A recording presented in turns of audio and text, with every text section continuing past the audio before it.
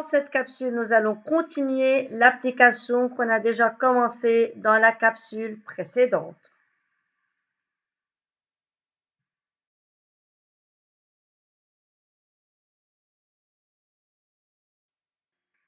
Nous sommes arrivés à la 5e question de cette application où nous devons calculer l'intensité I1 du courant électrique traversant la résistance R1, puis I2 traversant R2, puis la puissance électrique consommée par R1 et finalement l'énergie électrique consommée par R1 pendant 3 heures de fonctionnement.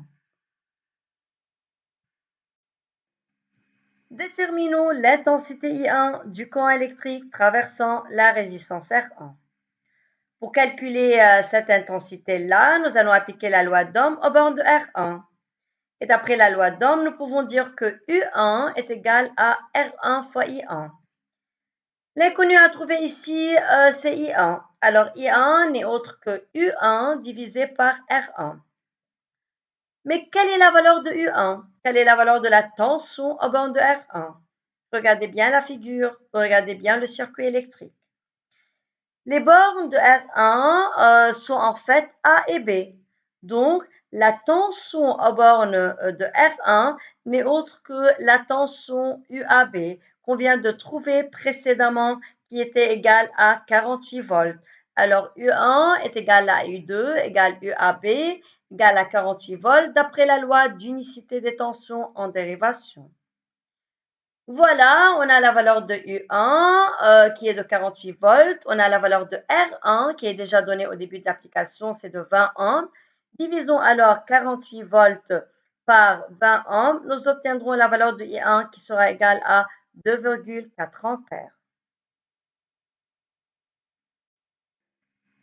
Déterminons l'intensité I2 maintenant du courant électrique traversant R2. Ici, nous pouvons faire, comme on vient de faire pour calculer I1, nous pouvons alors appliquer la loi d'Ohm aux bornes de R2. Alors, d'après la loi d'Ohm relative à R2, U2 égale R2 fois I2. Alors, I2 n'est autre que U2 divisé par R2. Pour la valeur de U2, ce n'est autre que UAB qu'on vient de calculer précédemment qui était égal à 48 volts. Pour la valeur de R2, c'est déjà donné au début de l'application, c'est égal à 30 ohms. Alors divisons 48 volts par 30 ohms, nous obtiendrons la valeur I2 de l'intensité du courant électrique traversant la résistance R2. Ici, pour calculer I2, nous pouvons aussi utiliser comme une deuxième méthode la loi d'additivité des intensités. Alors, l'intensité du courant électrique sortant du générateur est égale à I1 plus I2. Alors, I2 sera égal à I moins I1. Alors, 4 moins 2,4, ça sera aussi égal à 1,6 ampères. Voilà les deux méthodes que vous pouvez utiliser pour calculer l'intensité I2 du courant électrique traversant R2. Parlons maintenant de la puissance électrique et calculons la puissance électrique consommée par la résistance R1. Ici, pour calculer la puissance électrique, nous allons utiliser la formule suivante, P égale U fois I. Alors P1, qui est la puissance électrique consommée par R1, est égal à U1, qui est la tension aux bornes de R1, multiplié par I1, qui est l'intensité du courant électrique traversant R1. Pour U1, on a déjà prouvé que c'est égal à UAB, qui est égal à 48 volts. Pour I1, on l'a déjà trouvé, c'est égal à 2,4 ampères. Multiplions ces deux valeurs numériques, nous obtiendrons la valeur de la puissance électrique P1 consommée par la résistance R1 qui vaut 115,2 watts.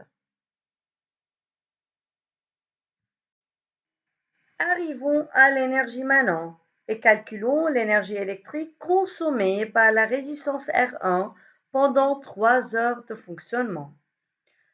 Pour calculer l'énergie ici, nous allons utiliser la formule suivante, E égale P fois T. Alors, nous allons multiplier la puissance électrique consommée par R1 par T qui est la durée d'usage, la durée de fonctionnement de cette résistance. Si nous voulons l'énergie en joules, la puissance doit être en watts et le temps en secondes. Mais ici, nous pouvons calculer l'énergie en watts-heure, puisque tout simplement, nous avons déjà la valeur de la puissance en watts, c'est de 115,2 watts, comme on vient de la calculer.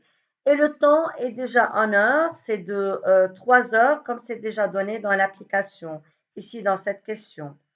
Alors, en multipliant 115,2 watts par 3 heures, nous obtiendrons la valeur de l'énergie en watts-heure. Ça sera égal à 345,6 watts-heure. Mais comme je viens de dire, si nous voulons l'énergie en joules, la puissance doit être en watts, mais le temps doit être en secondes. Et pour convertir le temps d'heure en secondes, nous devons multiplier 3 heures par 3600 et alors le temps sera en secondes.